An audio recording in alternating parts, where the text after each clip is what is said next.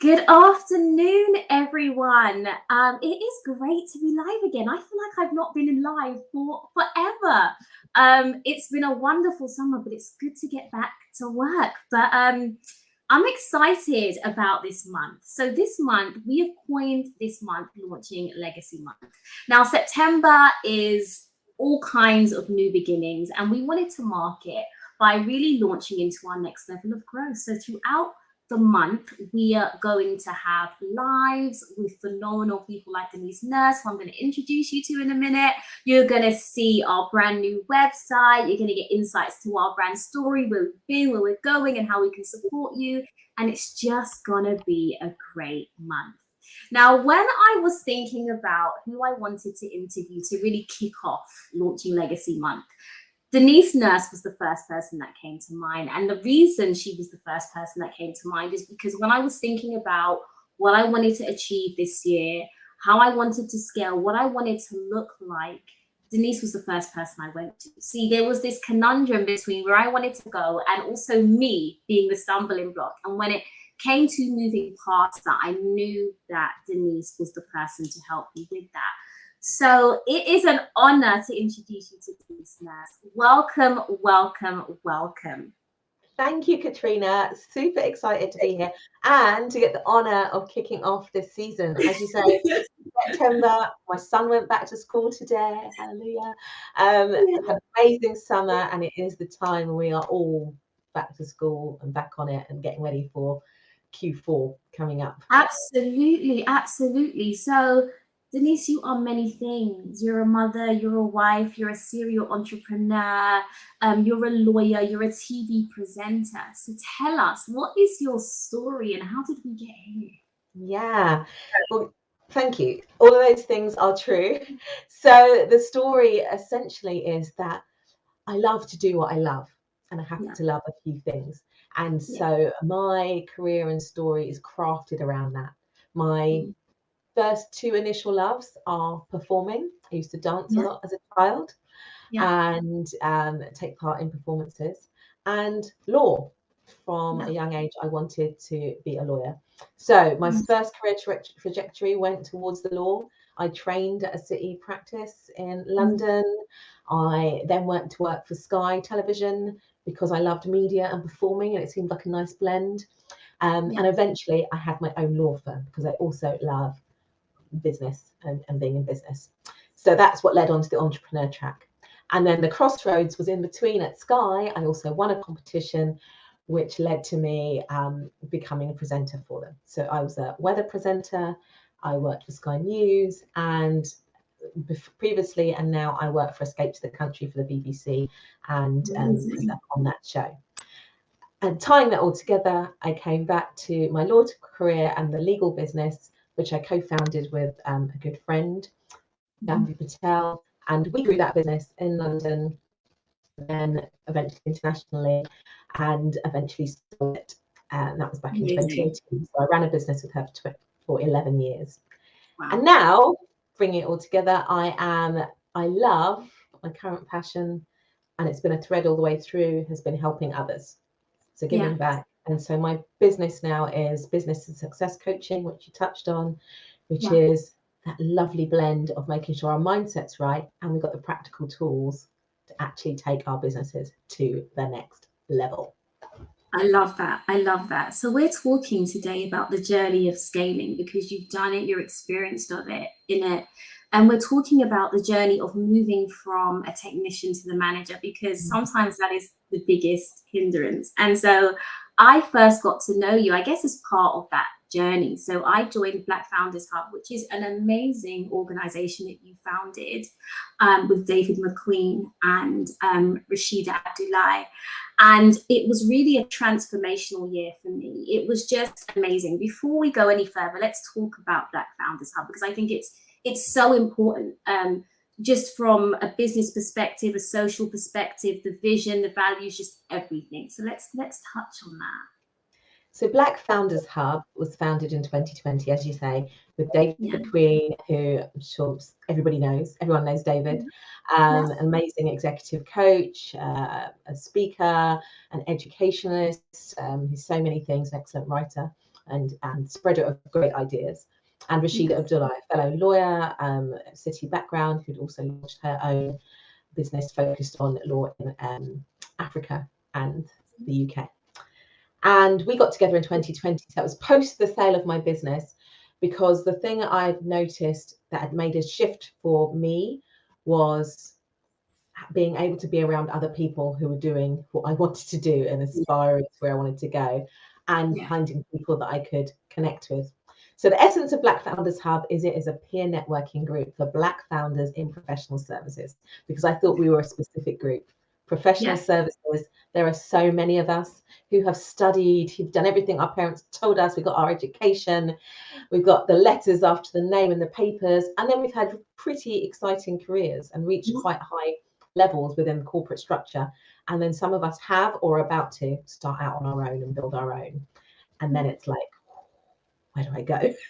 Where is everybody? So Black Founders Hub brings everyone like that together. And then our ambition is to help every one of those businesses hit a 7-figure turnover and beyond. Because we know the power in what we provide and in our services, and the value in our different perspective in the way of providing those services, and the power of the group to support each other, to share knowledge, and to build each other to that next level. And the big picture is 1,000 members hitting $1 billion turnover together. Amazing. I love the vision. And I think part of scaling to get to that next level is about having the right peer group, is about having the right network, is about having the right mentors. And I really can't overestimate how important that is, but also how difficult it is to find. And so if I think about my journey, I had coaches before, I had been part of incubators before, I had been part of peer groups before, but there was something in me that wanted to connect with similar Black business owners. Our experiences, you know, however we dice it, it's a slightly different experience, it is. And I think there was something in me that just needed that connection, needed that synergy that I hadn't been able to find. So to be able to find a peer group where that existed, it was everything. And and the impact of it showed in the numbers in my business. It showed in the trajectory of my business. So I say all of that to say, number one, if you are looking to scale and go to the next level, no man is an island. Do not do it alone. Consider Black Founders Hub, or, you know, not any, because they're not all created equal, but you need a peer group, right? And consider Black Founders Hub, because it's been incredible for me. And one thing I want you to know about Launch Month is that I'm only bringing you people that I've worked with, that I know well, that I can vouch for, and that I can speak for. And Denise and Black Founders Hub is absolutely that. Appreciate that, Katrina. Before you go, and I just want to say, I mean, you and the cohorts we've worked for, we're on our 3rd cohort now. It's been one of the greatest pleasures of my life, of my week, of my month. The highlight is seeing you all, seeing your businesses thrive, seeing your mindsets expand, everyone figuring out what works for them, and just having light bulb moments where you think, oh, actually, I can do this, this is possible. And not because I'm there telling you, but because there are like 10 other people in the room who are bringing their expertise and showing you and being there. And yes, you can go to other groups and do that. What I think is special for Black founders about Black Founders Hub is it's such a safe space to come and actually not talk about being Black for a moment in the workspace, and defend that, and actually talk about your business and do some deep dive business work. It's exactly that. It's fun. And I love the fact that you said it's a safe place, because that can be hard to find. And again, like, we were very transparent about our numbers. We were very transparent about where we were. If we had a bad month, if we had a bad day, you know, we brought it all. And it wasn't just business, it was personal as well. And we'd always kick off with, how's your month been? From, you know, how's family? And I think those nuances make the world of difference, because, you know, we're not just business, and it all combines, you know, in this journey of entrepreneurship. So I'm totally going to plug the web address. So Denise, please let's plug the web address. Just go to blackfoundershub.com. You can join us, add yourself to our mailing list. We're opening up memberships so you can join us, and then you can look at talking to myself, David, or Rashida. So you get free half an hour with us just to talk about your business and where you're at, And then we look at whether it's the right time for you to join one of the next cohorts, and make sure there's a match for you with the others that will be in their non-competing businesses, so you can feel safe to talk about everything, as Katrina said, from your numbers to personal stuff, but get that information that you need as well to move on to the next level. Absolutely. So then I did the year in Black Founders Hub, which was amazing. And then I decided, you know what, and I'm still part of the network as part of the alumni, which is great as well. But then I decided that actually I wanted to work with you one-to-one to get to really scale. I wanted to do some one-to-one work. And so, and because I knew you, I knew the experience that you had and some of the same difficulties I have had, you've been and gone and gone through that. Namely, that going from people buying you to then buying what you sell in the business. Oh my goodness, what a conundrum is that? So let's talk about that. And I'm going off piece a little bit. Well, it's part of what we're talking about today. Absolutely. So it's a thing. It's like a thing. Like, and I remember like the nights I have spent, like, I love working with my clients one-to-one. I love bringing the value, but I cannot scale if I am the one delivering all the things. But how do we continue to grow the business? How do we do that? So let's talk about that, Denise. Yeah, it is. And I think, I mean, that's part of the reason that I focus on professional service, because I think it's a thing that we can all deal with, but particularly for those of us who are literally technicians. We have specialized in a particular area. All of our training has been up to that. We've got better and better and more specific and more specific and more focused on something. So speaking for myself, as you said, I've been in that where you were, and always going through it. But I was a lawyer, a commercial lawyer. That's what I know how to do. I've been trained. I've worked in the top practices. I've worked in the best in-house teams. And then my first clients, when I started my business, because you start the business with an idea and you think, well, the first idea is that I can provide this service to you in a different way, and I know it'll be value for money. Yeah. And so that's what we did. And we went out there and we spoke to the same clients and we said, hey, I can do this for you. And it starts off with you believing, and it's always what we're thinking, that I can do this because they already know me, is often the case. Often our first clients are people that we've worked with already, maybe in our corporate roles, or they came across us, they've seen us. So there's a little bit of us that feels comfortable that we can do. And then we excel and we think, oh, I can do this, and I do this really well, and they're paying me directly. Wonderful. But it's all based on this relationship. And so that becomes really hard to let go of, because in our heads and your head, the business is you. The two things are intertwined. It's not a separate business. No, this is me providing a personal and professional service, and that's what people are buying. So how on earth will I be able to move that on and pass it on to someone else? And it's not a problem. I think I'd like to say that one.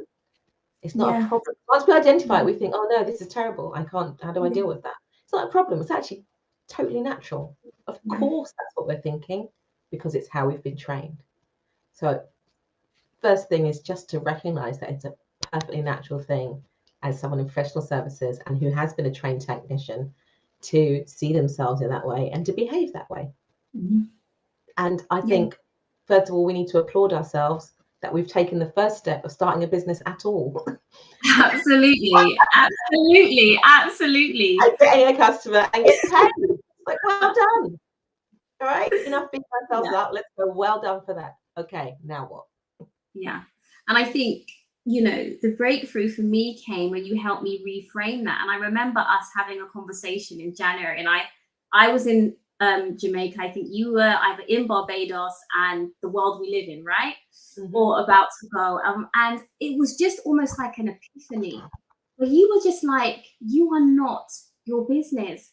And it's so funny how sometimes you need a coach to tell you that. It's like, of course I'm not but it was like I had heard it for the first time. And it was almost like, oh my gosh, I can breathe. I can create something that is not my identity, that is not me, and it's gonna be okay.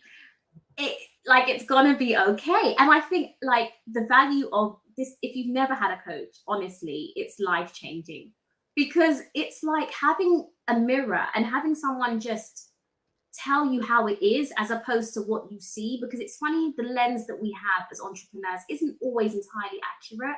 And so that journey has been incredible. But what has been so funny about it is the minute I caught the revelation, is like, oh my gosh, I'm not doing anything. Well, I'm not doing anything. But do you know what I mean? Bring in the people, bring in the stuff, bring in the, like, but I just needed that release. And I think so often when we're thinking about scaling, we're thinking about business models, which are important. We're thinking about the approach, but actually we forget that it starts with you, and you have to get there before you get there, you know? And I think that's so important. So if you're thinking about scaling, like, look, take an inward look. If you're the founder, CEO, owner, take an inward look. What is it in you that is preventing this? Because sometimes, more often than not, we think it's a ton of stuff around us, like the competition or another business. And actually, no, it's just us. Like, the minute we get to a level, it's never entirely smooth sailing, but it feels, there's just an ease, there's a flow once we almost release ourselves.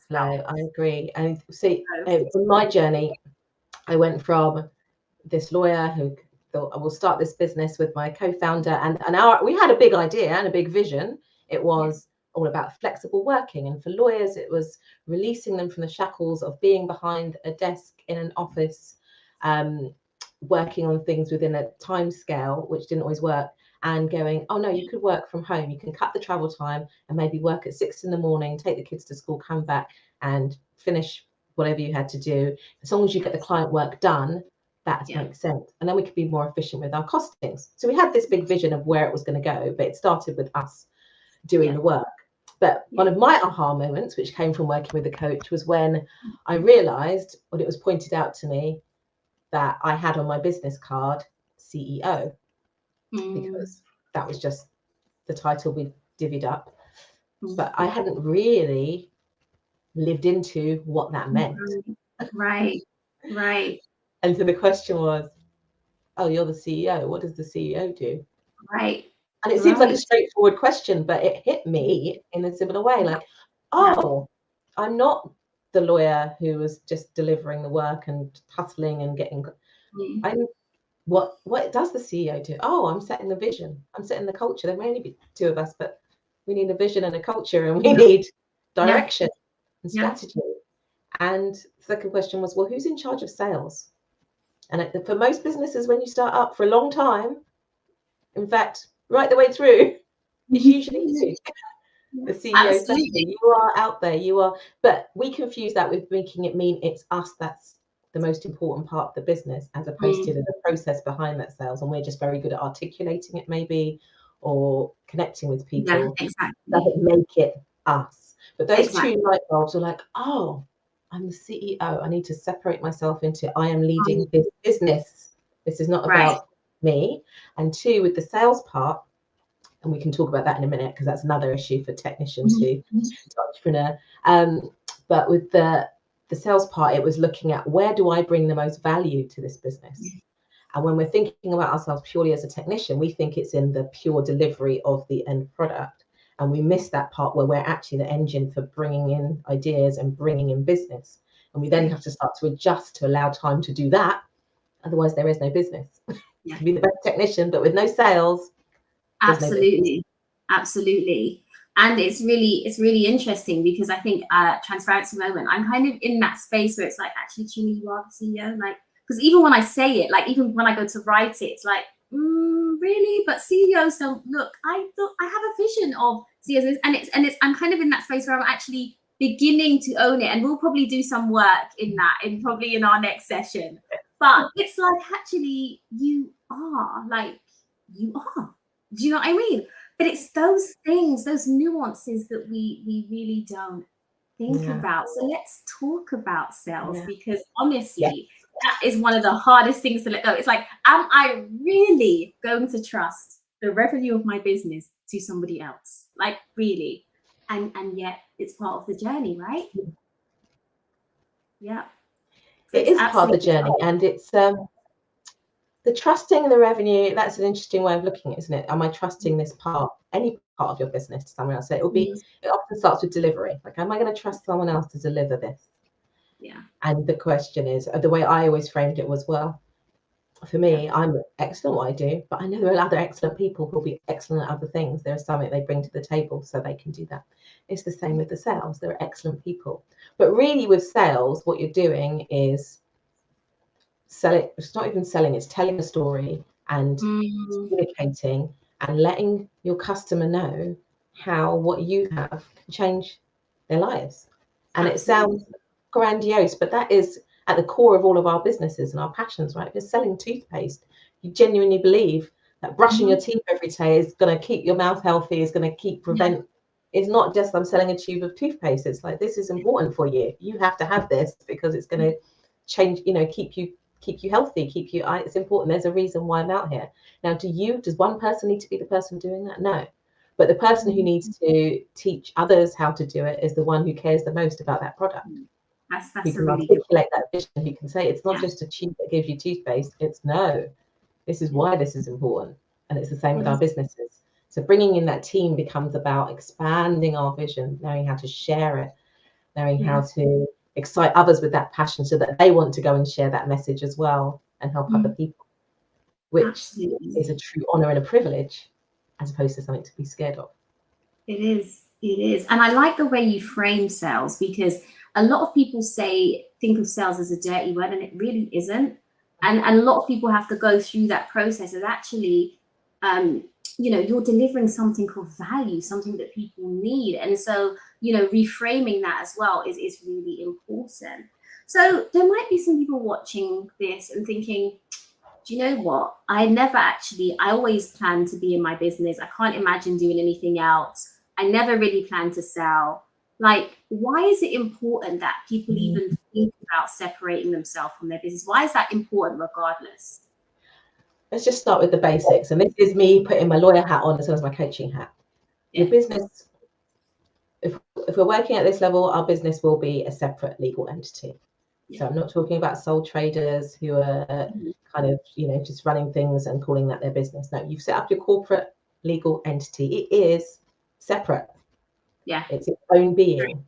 It's sat as a system. There are shareholders, and we can have a philosophical discussion about why it's set up the way it is. But let's just go with what exists for the moment.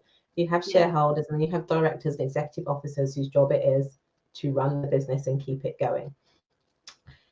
If it's all dependent on you, you have what we call in engineering, and my husband's an engineer, a single point of failure.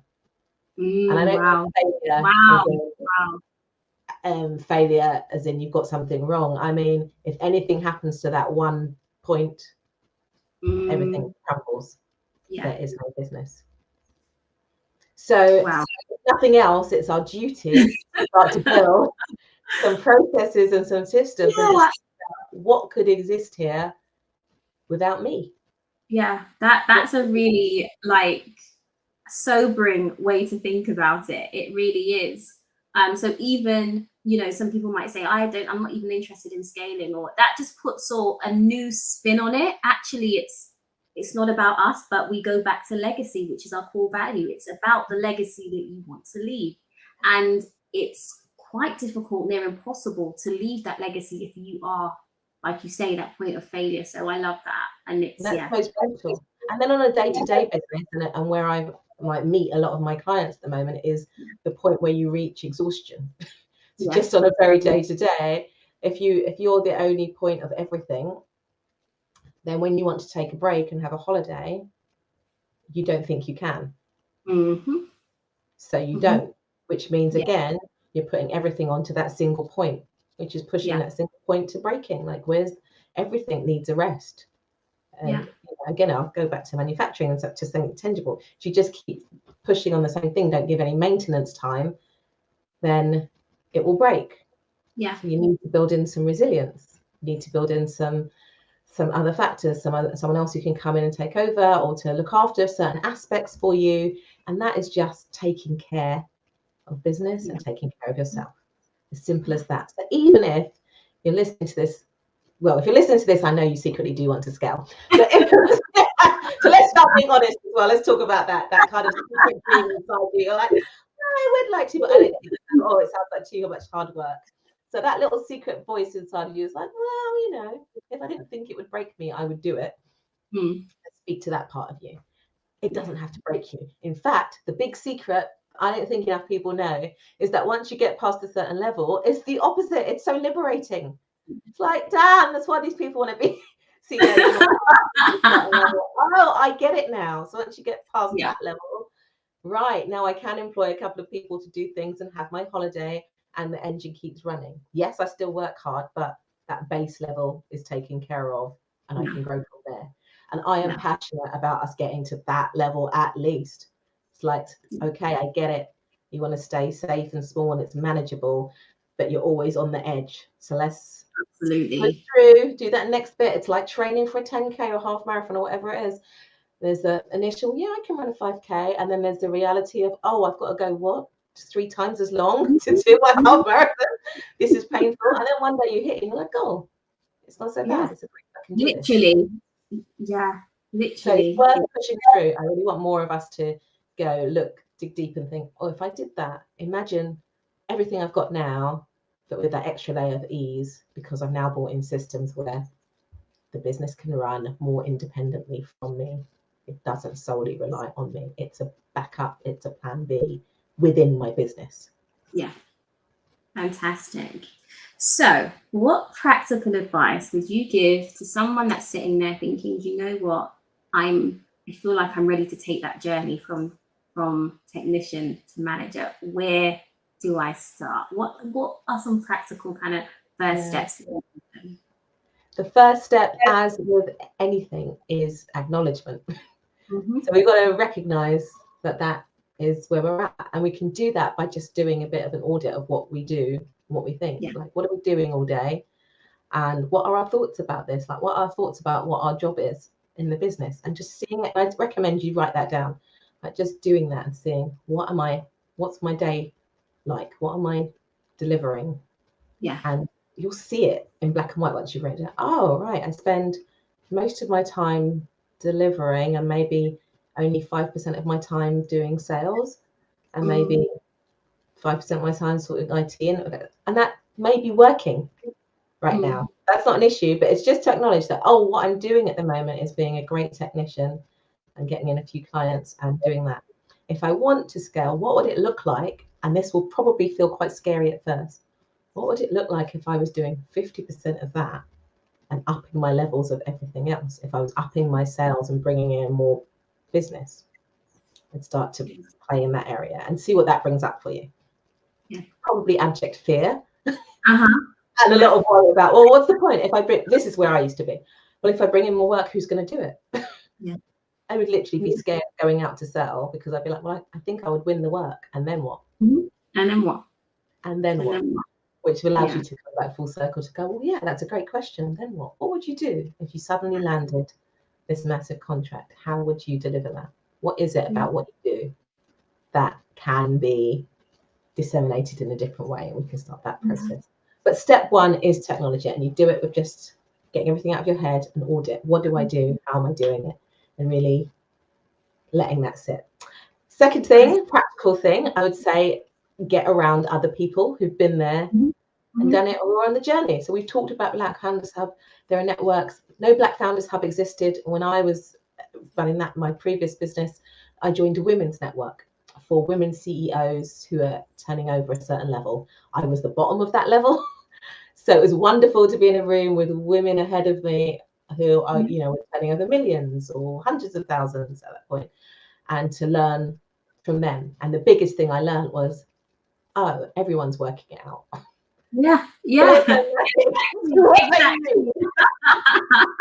Working it out, right? It's just that you're at that next stage and there's new things to work out, which provides a bit of relief, and it's obviously a great sounding board. So getting that network. And then also we've talked about the value of a coach. And I think it's something not everyone is aware of, that this is what leaders have. They give themselves space to think about and work on their business, not in their business. So there's going on courses, there's learning technical stuff that you need to learn. It's all important.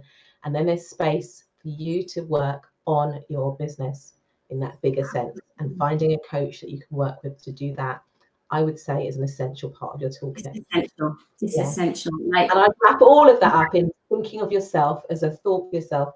Think of yourself as an apprentice in this new world. Again, for us technicians, professional services, if you think about how we got to our role, we didn't wake up and become a marketing expert or a lawyer. We were fully bought into, I've got to study, I've got to do my A-levels, I've got to go to do my degree, I've got to do my training contract, I'm going to get mentors, I'm going to turn up.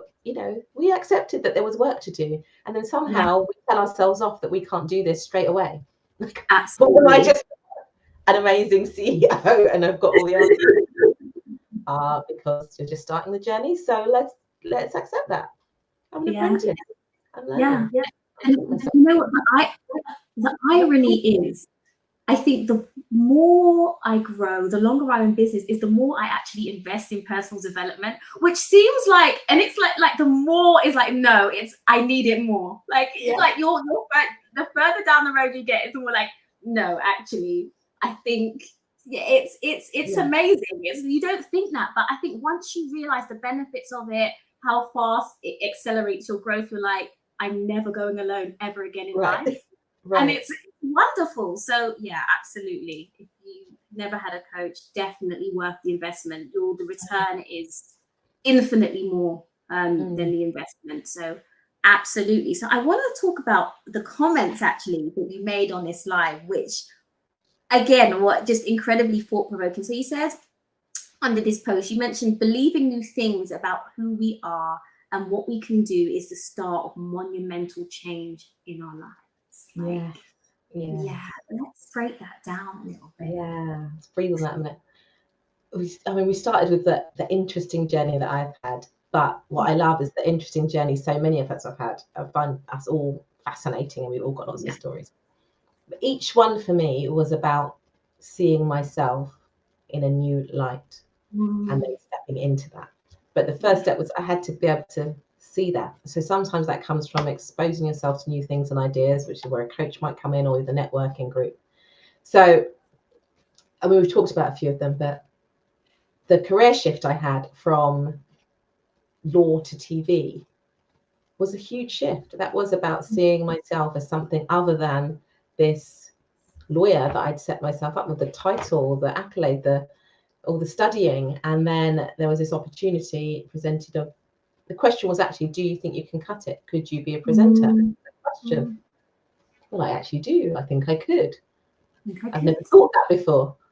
Is this possible? It's just starting to question, is this possible? And that opened a door to something that's really important to me now and a major part of my life that I love. I love presenting, and I've gone off in that way.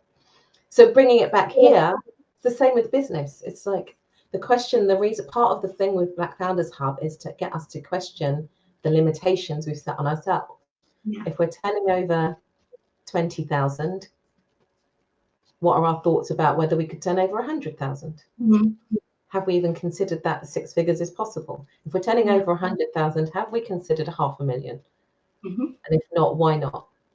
What is it that makes that something we go, no, I don't want to do that? Because really, who wouldn't want to?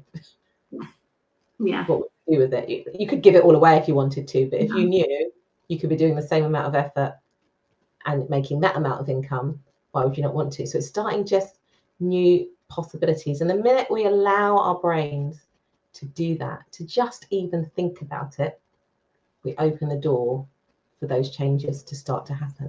And what's fascinating is that the change often doesn't happen because we just haven't given ourselves the opportunity to even have the thought. We haven't even had the thought.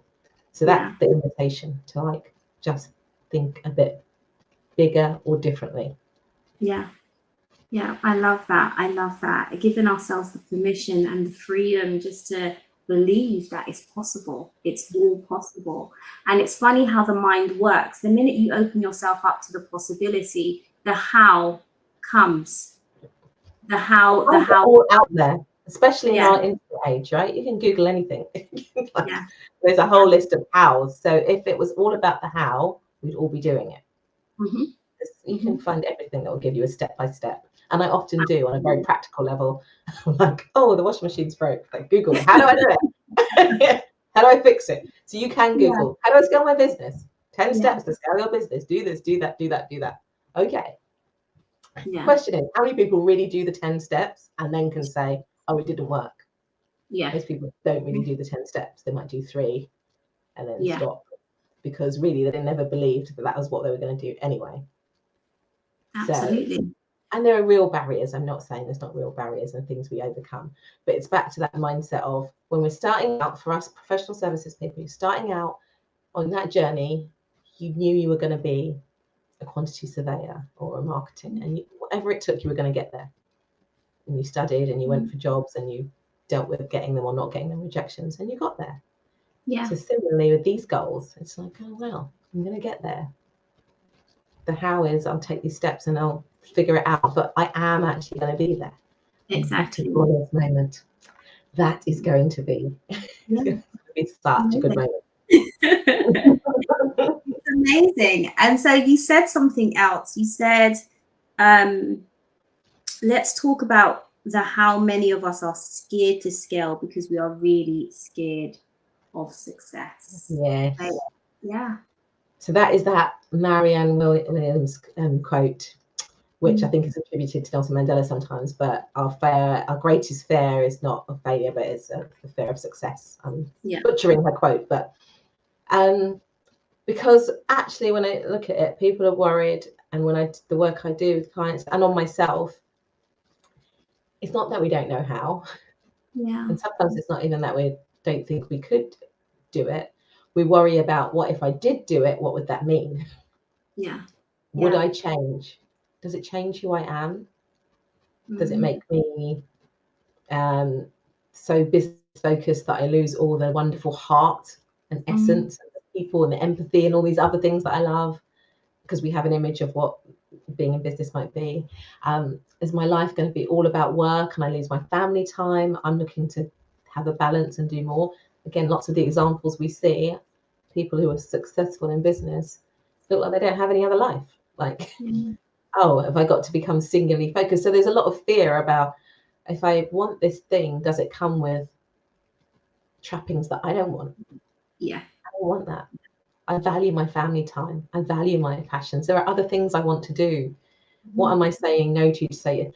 So that is, I think, one of the other stumbling blocks for us to address, because it doesn't have to be that. And it's definitely been something I've worked through. And like I said, I think more of us sharing the secret, actually, you can do what the hell you like, quite frankly. And what we're about now, and why I think this work is so important, what you do, Katrina, the work you do with your clients, helping them to launch, helping them to take their great ideas and products and get them out there, is because there is space and a necessity for these new ideas and new ways of doing things and new examples of how it can be. And yes, it might be different. So maybe reaching 1 million might take a bit longer than what you might read on a blog post about someone who did it in 2 years. Maybe it takes you 5, 6, 7. Are you going to be upset in 7 years when you've got your turnover of 1 million? Exactly that. I think so. If on that way, that journey, you also went on holiday, spent time with your family, children, had time for your other things, and you just paced it out a bit more, because those things are, or you could go, you know what, I'm just, going to do the 20-something Silicon Valley, head down, this is all I'm doing, it's all about making the money. That is an option too. But what we're about is, hey, there's other options, there's other ways of doing this. That's the beauty. I think those fears of fear of success is because we think success has to look a certain way. Yeah, I think so. I think so. And one of the things you said to me in one of our earlier sessions is that money is just money. It has no intrinsic value. You tell it what to do. It's just money. We attach all these things to it. And actually, and again, that was a bit like, it's just money. Like, it's, and the minute you detach the associations, you tell it what to do. Like, again, that was another point that was just like, actually, you are so right. You were so right. Yeah. And that's a game changer on the money mindset work, because money does have, it's one of those emotional things like money, sex, like taboo subjects that we can't talk about. You don't ask someone how much the salary is. It means so much what you have, what you don't have, what you're aspiring to. But the kind of basics is that there are things in life that are just facts. Yeah. And then there's what we think about it. And money fits in that top one. It is just is. It's a number that you have or you don't have, or wherever you're at with it. And it's also moving all the time, right? And we can see that. Like if we think about it, you can see it right now with the energy crisis that's, you know, blowing up. It makes no sense. It's like, how do we go from this same commodity, same energy coming through, and 1 minute you're telling me it's £1,000, the next one it's going to be £8,000. What happened? Numbers just got made up. And someone's doing that. Literally. I don't know how else to explain it. I've been reading it, I've been investigating it. I'm like, what is happening here? What is happening? How is this allowed? But it is. The number becomes a number. So then it becomes, what do we think about it? What do we do about it? How do we deal with it? And for our businesses, putting that number, whatever it is, and then thinking, what does that mean to me? What am I making it mean? How am I interacting with that? And so for me, one of the things I did, and I would recommend you do, and I still do it now, is pick your number, make it a little scary, and then put it up there. And for those who believe in manifesting and law of attraction, it's not so much like put that number up there and you're going to hit that number because you put it up there. It just becomes, I'm pointing at my wall because I've got my vision board on my wall. It becomes just your way of making it real in your own mind, that a belief that, oh, this is going to be real. So absolutely. And I think regardless of belief systems, there's something about looking at it that almost you naturally begin to move towards it. It's like similar to you, I have my second screen above me and the background are my goals for the year. And I don't spend, it's funny, subconsciously I just look up there and I'm not actually looking at there. But the funny thing was, I had put a fitness goal up there. Didn't really think I was doing much. Yes, I got like doing some personal training and stuff like that, but hadn't really put the figure in my mind. The other day I did my measurements, and guess what? Without even measuring to get there, I'm moving because I'm looking at every day. I've taken some sort of action. So even though I'm not and it's amazing how that happens, just writing the figure and sitting with it and giving yourself freedom just to sit with it. It's incredible. It is incredible. So if you're listening to this, you haven't done that, do it. Just put it up there. What's to lose? Absolutely. You can stay where you are, or you might be inching and moving your way towards something that you would like to experience. And that's all it's ever going to be, an experience. You're going to get to experience what it's like to be the CEO, to make this amount of money, to find out what it's like. It's like an amazing adventure. What's it like to hire some people? What's it like to roll out my amazing concept and let someone else take it out?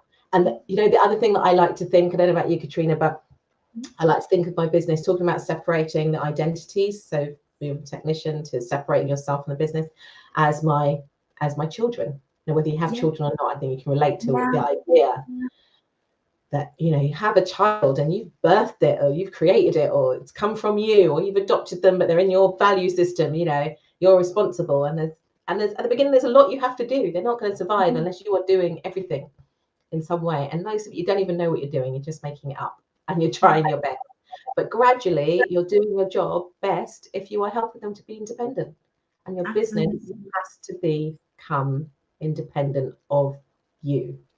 It needs to, every single bit of it should be able to survive without you. Someone else should be able to come in and pick up the mantle of, how do I deliver this? How do I coach? How do I provide a legal service here and deliver that and get an end product or service to your client and keep the whole business going? And the same with your kids. You have to get them to a point whatever challenges they have or come with, you're always inching to help them be that little bit more independent, a little bit more have their own voice, a little bit more be able to do something else on their own. And it's the same, and that can be emotional, it can be really hard. And to remember, it's not you. Yeah. It's not you. It's its own. Yeah. So really hard with a business, which is like, what is that? But a business is energy. Yeah. It is energy. Yeah. And you've created this ball of energy, and then it starts to get momentum, and it starts to have its own motion. So you kind of got to work with that, and it just becomes so much more fun. Yeah, it does. It does. It's really fun when you free yourself from the restrictions. It's like, this is fun. Like, however we land, it's gonna be fine. Like, this is fun, you know. And I think that's important. I think that's really, really important. So I know there's going to be people that will watch this, maybe watch the replay, maybe have watched the live, and they're like, how can I work with Denise Nurse? So if someone is looking for a coach, how can they work? It's really simple. My name is Denise Nurse, nurse like doctors and nurses. I'm pop agent. So it's denisenurse.com. It's my website. Go there and you can book an appointment with me. You have a free coaching session, and we can explore whether I'm the coach to work with you to get you to achieve the goals that you're looking for. I specifically like to work with people who are looking to find a way to make more money. So it could just be their existing business, they think they're not charging enough, or they like to find ways of increasing their revenue, and who are interested in having more time. So their other issue is usually, I'm so busy, I don't know how to do anything else. I don't have enough time to move forward. So we're kind of working on those two things to help make your life easier. That's it. So yeah, denisenurse.com. Book in. I love talking to people. I'd love to have a free session with you, and then we can look at if I'm the right person. And if not me, there are coaches out there, and there are networks. So the other thing I'd like to remind is to talk to us about Black Founders Hub as well. Yes, absolutely. Or recommend it to a friend who you think might really benefit from being part of a network like that. And again, that's blackfoundershub.com, and you just fill in a little application form. It's really straightforward. It should take you about 5 minutes. And out of that, you will get a free conversation with myself, David, or Rashida to again explore your goals and whether being part of that network would be your next step. Absolutely. And, you know, like I said, I can't vouch for Black Founders Hub enough. I can't vouch for you enough. And like I said, this is not rhetoric. I was in Black Founders Hub for a year. Denise, currently my business coach. So honestly, and if you have any questions as well, please feel free to reach out to me. I'll be more than happy to, you know, tell you how amazing my experience was, because it genuinely was. And what I can tell you is that we get to work with the best people.